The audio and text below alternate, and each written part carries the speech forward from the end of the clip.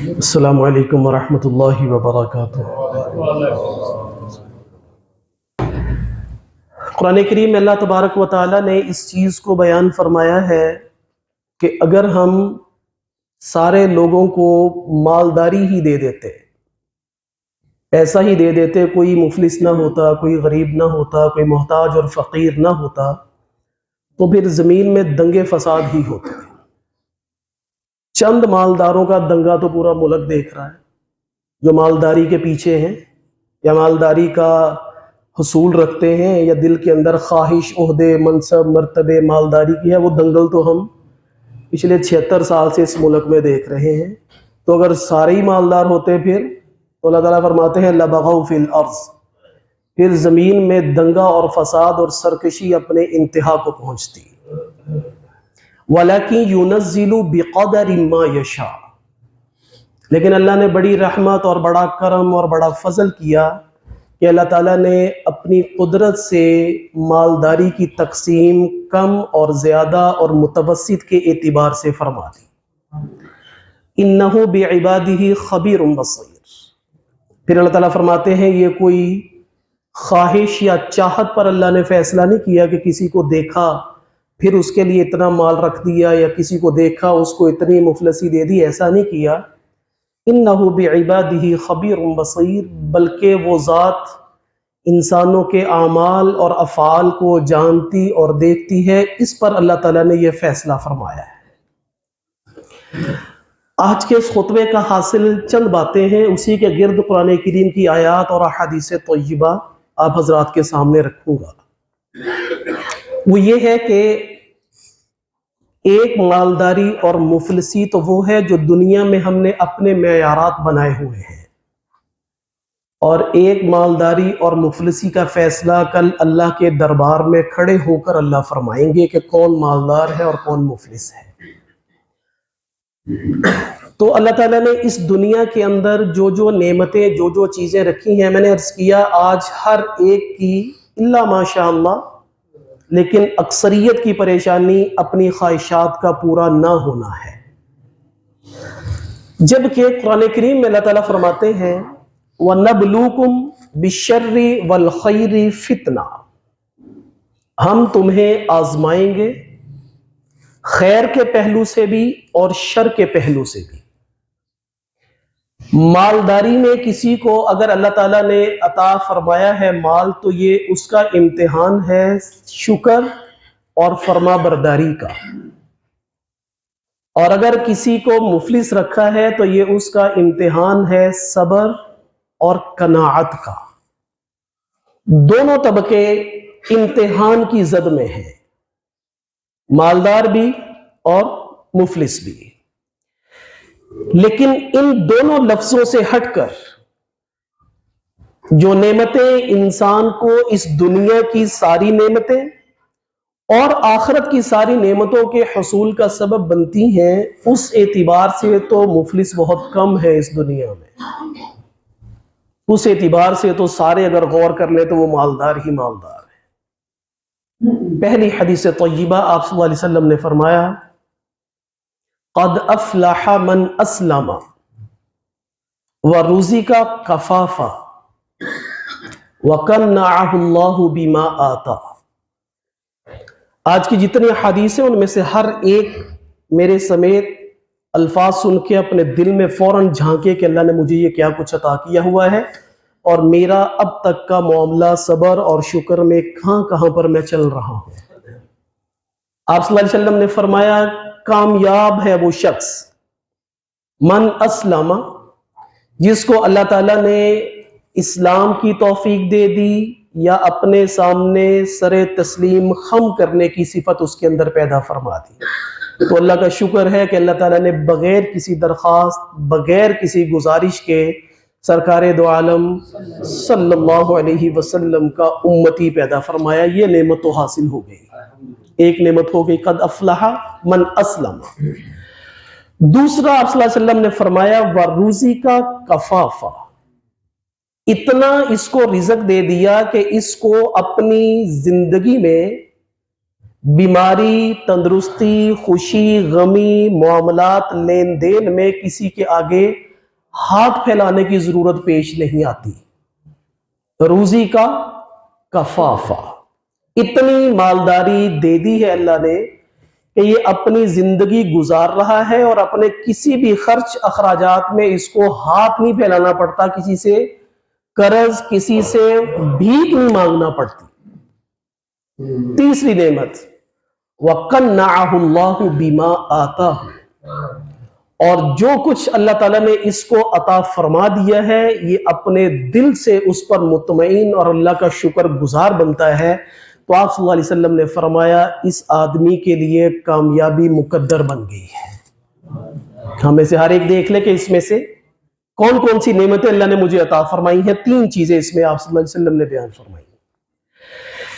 ایک دوسری مشکات المصابی کی روایت میں آپ صلی اللہ علیہ وسلم نے فرمایا من اصبح منکم آمنا فی سربی معافا فی جسدی عنده قوت یومی فکأنما حیزت له الدنیا بحذافیرها، کہ جس شخص نے تم میں سے آج کی صبح اس حالت میں کی ہے آمنا فی سربی، اس کو اپنی جان کے ظاہر اور باطن میں کوئی ڈر اور کوئی خوف نہیں ہے. ظاہر کا خوف یہ کہ اس کی کسی سے کوئی دشمنی نہیں جو اس کو یہ ڈرتا پھرے، اس نے کسی کے ساتھ کوئی ظلم کوئی جرم نہیں کیا جس میں یہ پولیس کو مطلوب ہو یا کوئی اس کی جان کے در پہ ہو، ایسا کچھ نہ ہو. آمنا فی سربی، ظاہری جسم کے اعتبار سے یہ اتنا بے خوف ہے، اور باطنی اعتبار سے یہ کہ اس نے اللہ کے سامنے توبہ کے لیے دستے سوال دراز کرنے کی اللہ نے اس کو توفیق دی ہوئی ہے. اس سے جب کبھی کوئی گناہ ہو جائے، کوئی نامناسب کام ہو جائے تو یہ اللہ کے سامنے توبہ کر لیتا ہے، تو اس کا باطن بھی محفوظ ہے، مطمئن ہے اور خطرے سے معمون ہے. آمنا فی سربی معافا فی جسدی، آج صبح کو ہم اٹھے ہیں تو ہمیں کسی جسمانی مرض کی وجہ سے کوئی معذوری لاحق نہیں تھی. اللہ کا شکر ہے اپنی مرضی سے اٹھے، اپنی مرضی کے کھانے کھائے. اگر کوئی کسی مرض میں بھی مبتلا تھا تو اللہ تعالیٰ نے اس کو اس کا پرہیزی کھانا کھانے کی بھی اللہ نے اس کو وسعت اور ہمت عطا فرمائی. معافا فی جسدی، تندرستی کے اعتبار سے بھی اس کو جسمانی تندرستی حاصل ہے. عندہ قوت یومی، صبح سورج طلوع ہوا اور شام کے سورج غروب ہونے تک اس کے پاس کھانے کی ضروریات موجود ہے. کأنما حیزت لہ الدنیا، آپ صلی اللہ علیہ وسلم نے فرمایا جو جسمانی ظاہری باطنی طور پر بھی مطمئن، اس کو جسمانی کوئی مرض بھی لاحق نہیں، اور اس کے پاس آج یوں سمجھ لے کہ جمعۃ المبارک کے صبح کے وقت سے لے کر رات سونے کے وقت تک کے کھانے پینے کے اسباب بھی موجود، تو دنیا کی ساری بھلائیاں اکٹھی کر کے اللہ نے اس انسان کو عطا فرما دی بحذافیرہا. اب یہ مالداریاں تو سبھی کو حاصل ہے، پھر رشوتیں، پھر پیسے دبا لینا، پھر بہنوں کو وراثت نہ دینا، پھر ادھار لے کر اس کا پلٹ کر لوٹانے کی فکر نہ کرنا، پھر یہ ساری بے راہ رویاں کرنی ہے، اللہ کی نعمتوں کی ناقدری ہے، نہ شکری ہے. اور اس سے بڑھ کر پھر یہ کہ یہ اللہ تبارک و تعالیٰ کی تقسیم پر انسان کا راضی نہ ہونا ہے کہ نعوذ باللہ میں تو نہیں مطمئن کہ میری بس 25,000 مہینے کی تنخواہ ہو، مجھے تو 1,00,000 چاہیے. اے اللہ اگر تو نہیں دیتا تو پھر میں رشوتیں لے کے پورا کر لوں گا، پھر میں کسی کا حق دبا کے پورا کر لوں گا، پھر میں جھوٹی تجارت کر کے پورا کر لوں گا. تو یہ گویا کہ ایک حدیث طیبہ میں آپ صلی اللہ علیہ وسلم نے فرمایا مالداریوں کے، میں اکثر اس بات پہ آج کل بہت زور دے رہا ہوں کہ عبادت گزاری یہ ہے کہ انسان گناہوں سے بچے، نافرمانیوں سے بچے، حرام کردہ اللہ کی چیزوں سے بچے، نماز بھی پڑھے، تلاوت بھی کرے، تسبیحات بھی کرے، سجدے بھی کرے، سارا کچھ کرے، لیکن اس کے ذہن میں یہ بات کا اگر ڈر اور خوف نہ ہو کہ کوئی گناہ بھی کوئی گناہ ہے، بس وہ سمجھے یہ باہر کی زندگی ہے، یہ میری عبادت کی زندگی ہے، تو یہ مالداری، یہ عبادت گزاری نہیں ہے. آپ صلی اللہ علیہ وسلم نے فرمایا اتق المحارم تکن اعبد الناس، اگر تم گناہوں سے، کبیرہ گناہوں سے اپنے آپ کو بچاتے رہو پھر اگر تمہاری عبادت کم بھی کہیں پر پڑ جائے تو تم لوگوں میں سب سے زیادہ عبادت گزار ہو۔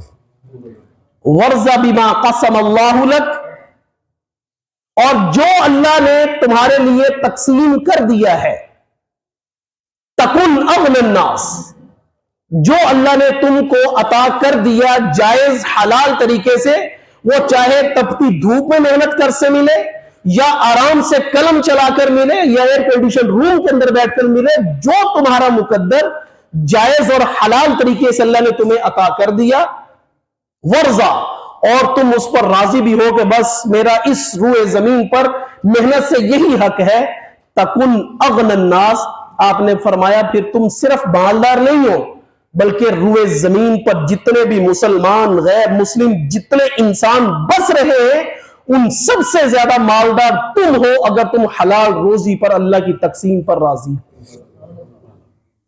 چوتھی روایت مجمع الزوائد اور امام بہقی نے شعب الایمان کے اندر روایت فرمائی، اس میں تو آپ صلی اللہ علیہ وسلم نے چند چیزوں کو دنیا اور آخرت کی بھلائیاں قرار دیا کہ اس کو دنیا کی بھی خیریں مل گئی، اس کو آخرت کی بھی خیریں مل گئی۔ پہلا آپ صلی اللہ علیہ وسلم نے فرمایا قلب شاکر، اس کو دل ایسا جس کو اللہ نے دے دیا کہ وہ اللہ کا شکر ادا کرتا رہتا ہے، وَلِسَانًا ذَاکِرٌ، اور اس کی زبان اللہ کا نام لیتی رہتی ہے، اللہ کا ذکر اس کو کرنے کی توفیق ملتی رہتی ہے، اور اس کے بدن کو اللہ نے ایسا بنایا کہ یہ مصیبتوں مشقتوں پر شکوے نہیں کرتا بلکہ مشقت والا بدن ہے، بہت راحت پسند نہیں ہے۔ اور چوتھی چیز آپ نے بیان فرمائی کہ اللہ نے اس کو امانت دار نیک بیوی عطا فرما دی جو اپنی جان اور اس کے مال کے بارے میں دیانتدار ہے، تو اس کو دنیا اور آخرت کی ساری بھلائیاں اکٹھے کر کے عطا فرما دی گئی۔ اب ذرا ہم غور کر لیں کہ ہم کتنے مالدار ہیں یا کتنے غریب ہیں، ہمیں کتنی نعمتیں حاصل ہیں اور کتنی ہمیں نعمتیں حاصل نہیں ہیں، پھر جو میری پریشانیاں ہیں وہ میری خود ساختہ ہیں یا اللہ کی طرف سے عطا کی ہوئی ہیں۔ تو میرے خیال میں ان تین روایات میں جو چند چیزیں بیان کی گئی ہیں، جسم کی تندرستی، ایک دن کا کھانا، گھر کے اندر راحت اور سکون، اسی طرح اپنے اسلام کی نعمت، نیک بیوی، گھر کا سکون، رزق کی فراوانی، یہ ساری کی ساری وہ چیزیں ہیں جو سکون کا ذریعہ ہے، لیکن ہم سکون اپنی خواہشات کا ڈھونڈتے ہیں، ہم اپنی خواہشات کو اپنا سکون سمجھتے ہیں، جبکہ قرآن کریم میں اللہ تبارک و تعالیٰ فرماتے ہیں کہ یہ ساری کی ساری جو نعمتیں ہیں، اگر تم ان تمام نعمتوں پر شکر ادا کرتے رہو گے تو اللہ تمہارے رزق کو بڑھاتے رہیں گے۔ میرے اپنے ناقص رائے کے اور علم کے مطابق رزق کو بڑھانے کے لیے دو چیزیں ہیں، اس کے علاوہ کوئی تیسری چیز محنت رزق کو نہیں بڑھا سکتی، محنت رزق کو پاکیزہ کر سکتی ہے، محنت رزق کو پاکیزہ کرتی ہے۔ اس کو فزیکلی مثال سے یوں سمجھے، ورزش کرنا، ایکسرسائز کرنا، اچھی ڈائٹ لینا یہ زندگی کو بڑھاتا نہیں ہے، جتنی اللہ نے عمر لکھی ہے اس کو تندرست بنا کر خوبصورت گزارنے کے اسباب ہیں۔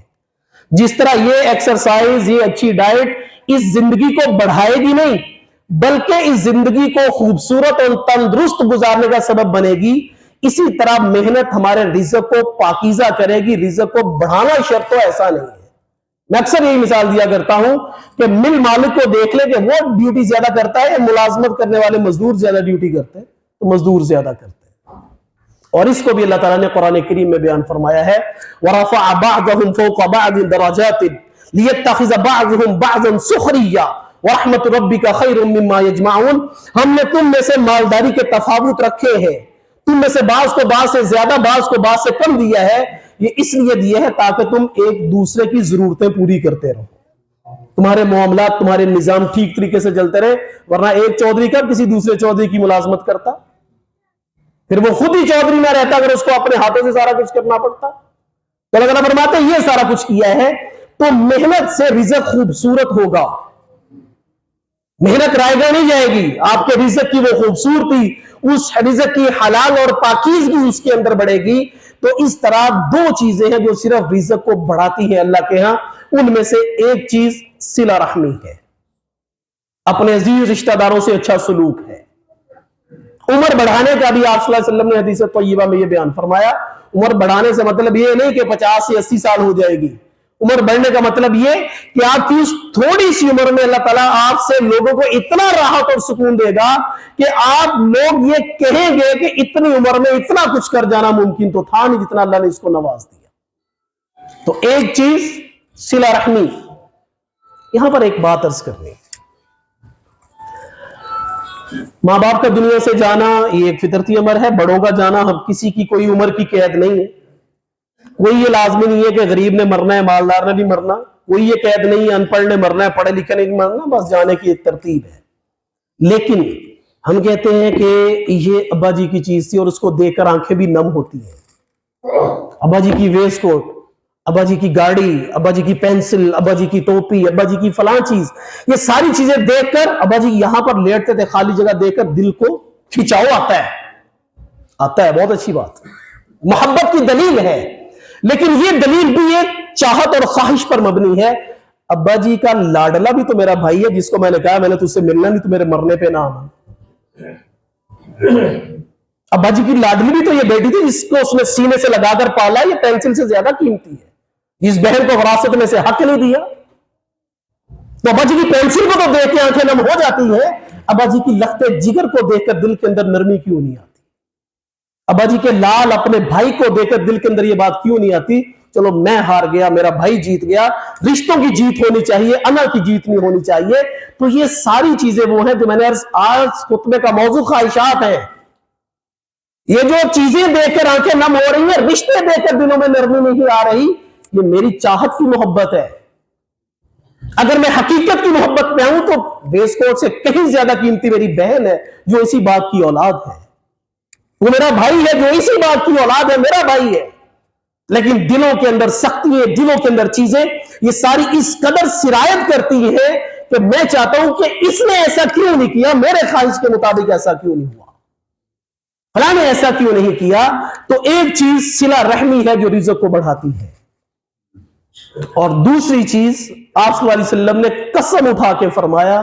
آپ صلی اللہ علیہ وسلم نے بہت کم کاموں کے بارے میں قسمیں اٹھائی ہیں, اس لیے کہ وَمَنْ أَصْدَقُ مِنَ اللَّهِ قِيلًا, کائنات کی سچائیاں جس پر ختم ہو جائیں اس سے آگے میرے نبی کی سچائی شروع ہوتی ہے. آپ نے فرمایا کہ قسم ہے اس ذات کی جس کے قبضے میں میری جان ہے, اللہ کے راستے میں خرچ کرنے سے مال کبھی کم نہیں ہوتا.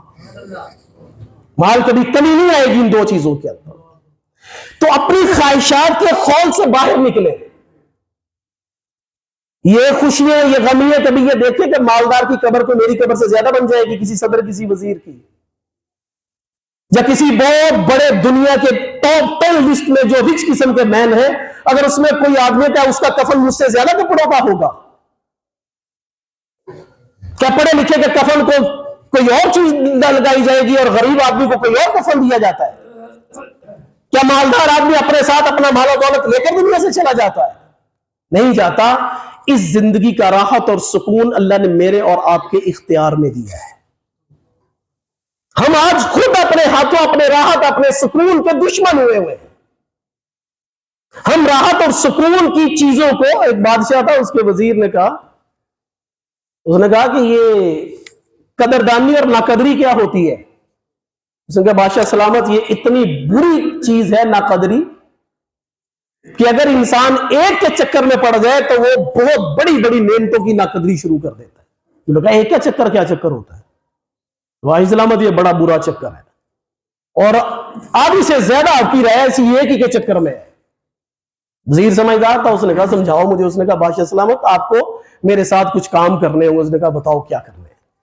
اس نے اپنے کسی ایک دربان کے گھر میں ایک تھیلی لی, اس میں 99 اشرفیاں ڈال دی, ایک کم 100, اور ساتھ میں ایک سلپ ڈال دی کہ یہ 100 اشرفیاں تمہارے لیے ہدیہ ہے, تحفہ ہے, گفٹ ہے. اور اس کے دروازے پہ رکھ کے نوک کر کے تو جا کر وزیر اور بادشاہ دونوں چھپ گئے. اب وہ دیکھ رہے ہیں, اس نے دیکھا ادھر ادھر کوئی نہیں ہے, وہ تھیلی پڑی ہوئی ہے. اس نے وہ تھیلی اٹھائی, اس کو نکالا, اس کو گنا تو وہ تو 99 نکلی, اور ایک کیا تھی کم, پرچی پہ لکھا تھا 100 اور اس کے اندر تھی 99. तो थोड़ी देर के बाद इधर उधर ढूंढ, थैली को देख के नीचे सुराख तो नहीं, कहीं ऐसे तो नहीं। थोड़ी देर के अपनी बीवी को उठा के ले आया, वो भी ढूंढ रही है, फिर अपने बच्चों को उठा के ले आया। उसने कहा बादशाह सलामत, ये एक का चक्कर है, 99 को भूल गया जो इसका हक भी नहीं था। इसको सोते वक्त, रात गुजारते वक्त ये ख्वाब ख्याल तक नहीं था कि इसको अल्लाह ताला ये 99 अशरफियां दे देंगे, लेकिन ये एक के चक्कर में 99 रुपए को भूल बैठा है।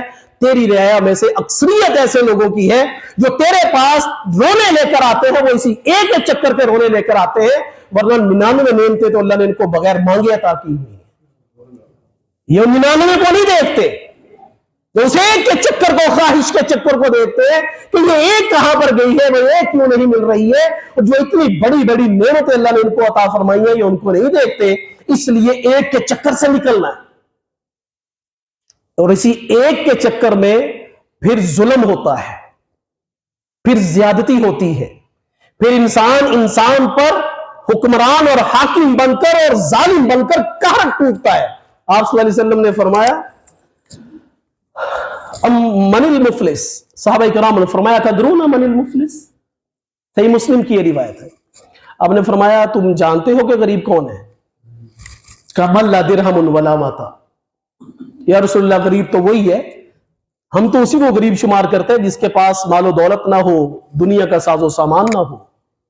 तो आपने फरमाया नहीं, ये गरीब नहीं है।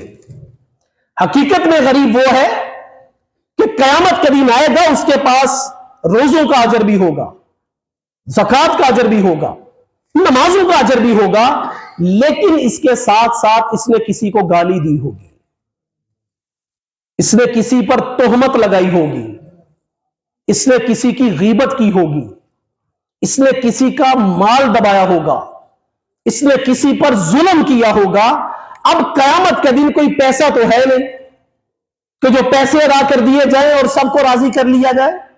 अब कयामत के दिन इस आदमी के पास ये लोग आएंगे जिन पर ये अपनी ताकत के मुजाहिरे करता रहा, गालियां देता रहा, धक्के देता रहा, मारपीट करता रहा, ये आएंगे। आप सल्लल्लाहु अलैहि वसल्लम ने दो चीजें बयान फरमाई। जब आप दुनिया से तशरीफ ले जा रहे थे और हैरत इंतहा, उसमें आप सल्लल्लाहु अलैहि वसल्लम ने हुकूकुल्लाह में से फरमाया अस्सला, कि ऐ मेरी उम्मत नमाज ना छोड़ना। साथ में नमाज के साथ दूसरी चीज हुकूकुल इबाद से मुतल्लिक आपने फरमाया वमा मलकत ऐमानुकुम, मेरी उम्मत के माताहतों को जलील और रुस्वा ताने ना देना, उनको बेइज्जत ना करना। मा मलकत ऐमानुकुम, जो तुम्हारे माताहत बन जाएं, इनके साथ हुस्न सलूक करना, अच्छाई करना, भलाई करना, इनके साथ ये मुआमलात करना। तो उस दिन तो पैसा तो कोई है नहीं कि देकर किसी को कि अच्छा चले जी माफ हो गया, गलती हो गई, ऐसा नहीं होगा। इसका जुल्म, इसकी ताकत, इसकी बेरारवी, इसकी नेकियों को खा जाएगी। आपने फरमाया आएगा एक आदमी, या रसूलल्लाह, या अल्लाह, इसने मुझे धक्का दिया, इसने मुझे गाली दी, अच्छा पैसे मार लिए। उसकी मैं छोटी सी मिसाल इसलिए देने लगा हूं ये चीजों की कि हम दुनिया में इन चीजों को वजनी लेते ही नहीं, हम हल्का सा समझते हैं। ये 50, 20, 30 रुपए पार्किंग वाले लेते हैं ना गाड़ियों के। आप डी ग्राउंड चले जाए, बाजार चले जाए, शहरों मोहल्लों में चले जाए, और किसने तुम्हें ठेका दिया यहां पे, कौन है, ये है, वो है, कहां के 20 रुपए, कहां के 30 रुपए। वो एक अलग कानून का निजाम एक अलग है, वो सारा कुछ एक तरफ छोड़ दे। रुपए 50 है, गाड़ी आपकी 1 करोड़, 50 लाख, 60 लाख की है, आपने नहीं दिया। इस नखवत के अंदर किसने मांगा क्यों है? इसको नहीं पता कि मैं कौन हूं, इसको नहीं पता कि मैं कैसा हूं। अब आप निकल आए वहां से। अब ये माल भी मारा गया उसी तरह कि अगर उसका हक था तो आपने वो हक अदा क्यों नहीं किया। ये क़यामत के दिन अल्लाह के सामने लेने के लिए आएगा। अब क्या होगा? अब नेकियां देनी पड़ेंगी। तो आप सल्लल्लाहु अलैहि वसल्लम ने फरमाया, इन मजलूमों की, जिनके साथ इसने जुल्म किए हुए होंगे, इनकी नेकियां, इस आदमी की नेकियां उनको दी जाएंगी, उसके गुनाह इनसे खाते हुए डाले जाएंगे। इसकी नमाजों, रोजों, ज़कातों की सारी चीजों की इबादत खत्म हो जाएगी, लेकिन अभी भी वो लोग बाकी होंगे जिनके साथ इसने जुल्म किया है। आप सल्लल्लाहु अलैहि वसल्लम ने फरमाया, और इसको औंधे मुंह घसीट कर दोज़ख में डाल दिया जाएगा। ये गरीब है जो कयामत के दिन फैसला होगा कि गरीब कौन है। غریب وہ ہے دنیا کے اندر مالداری کی حفاظت نہ کی جائے تو بچے یتیم مسکین بنیں گے، بچے مالداری سے معذور ہو جائیں گے، لیکن اگر اپنی ہی عبادات، اپنی ہی اطاعت کا شکر گزاری کر کے، اپنی خواہشات کے چنگل سے نکل کر، قرآن کریم میں اکثر میں کہتا ہوں جتنا بھی گناہگار کیوں نہ ہو جائے، کوئی کہے کہ میری خواہشات میرا خدا ہے، میں اللہ کو خدا نہیں مانتا، لیکن اللہ کا کلام برحق ہے، اللہ کی کلام قیامت تک کے لیے سچی ہے۔ اللہ فرماتے ہیں ارائیت من اتخذ الہہ ہوا، اے پیغمبر صلی اللہ علیہ وسلم آپ ان لوگوں کو دیکھتے اور جانتے ہیں، آپ نے وہ لوگ دیکھے ہیں جو اپنی خواہشات کو اپنا معبود سمجھتے ہیں؟ کوئی تو بات ہے خواہشات کی، جو یہ کہہ دیا گیا کہ خواہشات ان کا خدا، ان کا معبود، یہ وہ ساری چیزیں ہیں جو 99 ہم اللہ کی دی ہوئی چیزوں کو بھول کر اپنی ایک خواہش کے پیچھے ہم راتوں کا سکون بھی غارت کرتے ہیں، ہم دن کا سکون، ہم رشتوں کا تقدس، ہم ماں باپ، بیوی بچوں، اولاد کے حقوق کو پامال کرتے ہیں کہ وہ ایک کے چکر میں، ناشکری خواہشات کے چکر میں آ کر دیا جو اللہ نے ہے وہ تو اللہ نے حساب بھی تو لینا ہے۔ اپنی نعمتوں کا ہر وقت استحضار رہے۔ اللہ والوں جیسے کوئی پوچھنے کے لیے گیا، وہ بیمار تھے، بستر مرض پر، مر گئے بستر پر، بالکل اٹھ بھی نہیں سکتے، کچھ بھی نہیں کر سکتے۔ آج کے ماحول میں اس کو فالج کہہ لیں یا برین ہیمریج کہہ لیں کہ جو ایسا ہو کہ بس سجدہ پڑا ہوا ہے، تو آئے انہوں نے کہا جی حضرت جی کیا حال ہے؟ ہوگا اللہ کا بڑا ہی شکر ہے۔ اب اس بڑے کے اندر جو اطمینان اور گہرائی تھی، اس نے اس بندے کو پریشان کیا، حضرت جی شکر آپ ادا کر رہے ہیں؟ انہوں نے کہا ہاں اللہ کا بڑا شکر ہے۔ انہوں نے کہا آپ تو اپنی مرضی سے ہاتھ اٹھا نہیں سکتے، کروٹ نہیں لے سکتے، اٹھ کے بیٹھ نہیں سکتے، پاس پانی پڑا ہے لیکن پکڑ کر پی نہیں سکتے، پھر شکر کس بات پر ہے؟ تو انہوں نے کہا اگر یہ نعمتیں مجھ سے چلی گئی ہیں تو یہ نعمت اللہ کی کتنی بڑی ہے کہ میں نے تمہارے سلام کا جواب دیا ہے، بولنے کی طاقت ہے۔ یہ نعمت ابھی کتنی باقی ہے کہ میں نے آنکھوں سے تمہیں دیکھ لیا ہے۔ یہ نعمت اللہ کی کتنی ابھی باقی ہے کہ میرا دماغ صحیح ہے، میں تمہاری بات سمجھ کر اس کے مطابق تم کو جواب دے رہا ہوں۔ یہ نعمتیں تو ابھی باقی ہیں جو قابل شکر ہے، جو اللہ نے لے لی ہے، میں انہی کا رونا کیوں روتا رہوں؟ بھائی اللہ تو کتنی بہت نعمتیں ابھی باقی ہیں۔ اس لیے اپنی جائزہ لیں ہم۔ ہماری میڈیسن ہماری غذا سے زیادہ ہمیں فائدہ دیتی ہے بعض اوقات، لیکن وہ میڈیسن ہمارا مقصد نہیں ہوتی، ہماری ضرورت ہوتی ہے۔ مقصد زندگی وہی کھانا پینا ہے جو فطرت کے مطابق ہے۔ کوئی یہ نہیں کہتا روٹی کو چھوڑ دوں گا، میڈیسن نہیں کھاتا رہوں گا، ایک گولی کھاؤ ساری انرجی مل گئی، اپنے کام میں لگ رہا ہو، روٹی کھانے پینے کی پانی کی ضرورت نہیں، ایسا کوئی نہیں کرتا۔ بالکل اسی طرح اللہ تبارک و تعالی نے جو دنیا میں یہ سارا نظام رکھا ہے، یہ سارے کا سارا ہماری ضرورت ہے، مقصد نہیں ہے۔ مال آ گیا، مال کما لیا، محنت کر لی، سارا کچھ کر لیا، یہ مقصد نہیں ہے۔ یہ ضرورت ہے کہ جیسے ضرورت کے مطابق اللہ نے عطا کر دیا، اس کا شکر ادا کر کے آگے کی طرف چلے گئے تو آخرت کی زندگی اور اس دنیا کی زندگی کے راحت اور سکون کی نعمتیں اللہ نے اکثر انسانوں کو عطا فرمائی ہوئی ہے۔ جسمانی تندرستی، ایک دن کا کھانا پینا، دل کے بارے میں، جسم کے بارے میں کوئی ڈر کوئی خوف نہیں، تو یہ اللہ تعالیٰ کی وہ نعمتیں ہیں جو مجھے اور آپ کو راحت اور سکون دینے کے لیے کافی ہیں۔ اور آخری چیز اللہ تعالیٰ فرماتے ہیں الا بذکر اللہ تطمئن القلوب۔ وہ کہتے ہیں جی یہ ڈایاگرام کس کے پاس ہے؟ جس نے یہ گھر بنایا اس کو پتا ہوگا کہ کہاں پر کون کون سے پوائنٹ ہے، باقی کسی کو نہیں پتا، اس کو پتا ہے، وہ اس مسئلے کو حل کر سکتا ہے۔ اسی طرح اس دل کو اللہ نے ہی پیدا کیا ہے، اور اللہ فرماتے ہیں اس کا سکون میں نے اپنے نام کے اندر رکھا ہے، میرے پاس اس کا سکون ڈھونڈو۔ بذکر اللہ تطمئن القلوب، اللہ کا نام لیتے رہو، اللہ کا ذکر کرتے رہو، سرکار دو عالم صلی اللہ علیہ وسلم کی ذات مبارکہ پر درود شریف پڑھتے رہو، اس سے تمہارے دلوں کو راحت اور سکون ملنا ہے، نہ کہ دنیا کی زیب و زینت سے۔ یہ چند روزہ ہے، یہ تم سے چھوٹ جانی ہے۔ یہ اللہ کا ذکر، اللہ کی یاد، سرکار دو عالم صلی اللہ علیہ وسلم کی ذات مبارکہ پر درود شریف، یہ قیامت تک کے لیے اس کی اجر کو اور برکتوں کو بقا ہے۔ اللہ تبارک و تعالی مجھے اور آپ کو اللہ کی عطا کردہ نعمتوں پر شکر ادا کرنے کی اور ذہنی، جسمانی، قلبی سکون اللہ مجھے اور آپ کو عطا فرمائے۔ وآخر دعوانا الحمدللہ رب العالمین۔